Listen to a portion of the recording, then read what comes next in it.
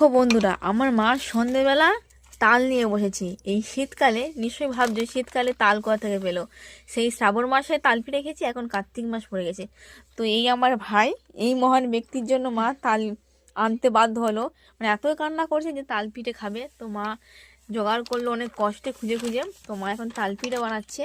এ দেখো তাল নিয়ে বসে পড়েছে, এই তালের নথ, সুজি, এই চিনি, ময়দা রাখা আছে। তো মা এখন তালের পিঠে বানাবে। তো তোমরা কি ও সময় তাল কোথাও পাও, প্লিজ বলবে। তো দেখো, এখন যেহেতু শ্রাবণ মাসে তাল পাওয়া যায়, এখন যেহেতু কার্তিক মাস পড়ে গেছে, তো মা ভাইয়ের জন্য এত কান্না করেছে, লাস্টে আমার মা বাধ্য করলো তাল পিঠে বানানোর জন্য। তো কে কে তালের পিঠে খেতে পছন্দ করো প্লিজ কমেন্টে জানাবে।